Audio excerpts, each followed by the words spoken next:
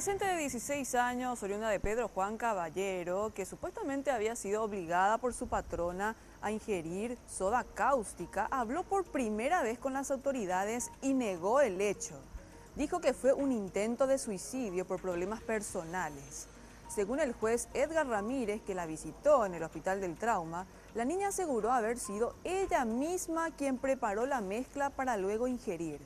Mientras tanto, continúan las investigaciones y los imputados siguen con orden de captura nacional e internacional, según dijo el juez a Red Guaraní.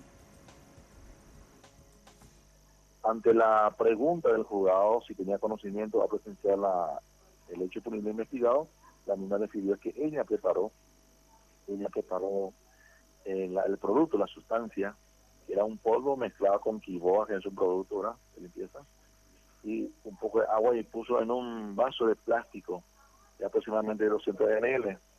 Sí. Y ese preparo ella hizo en la cocina, pero ella ingirió en el quincho. Posteriormente le causó irritación a la garganta y pidió auxilio a la vecina y amiga, y esta vecina y amiga fue lo que le acudió, le auxilió en un centro asistencial. También ella dijo que ella hizo personalmente, ella quería quitarse la vida, y que los responsables, en este caso imputados, que no son responsables, y aparte del tratamiento que le da de tío, mi tía y mi tío, ¿verdad? Y le preguntaban sobre el móvil de la cuestión, y ella dijo que era por rabia porque se peleó con su novio. El novio es un ciudadano brasileño que le conoció también por la calle.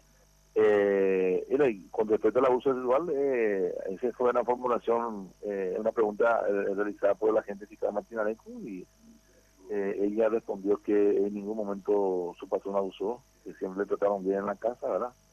El trato muy bueno, que ella se halla ahí, y que eso no pasó. Ella señaló que minutos antes del preparo de la sustancia, ella se cortó el pelo y se raspó las cejas con presto barba. Ella hizo, por rabia. El término que ella utilizó en la audiencia fue por rabia.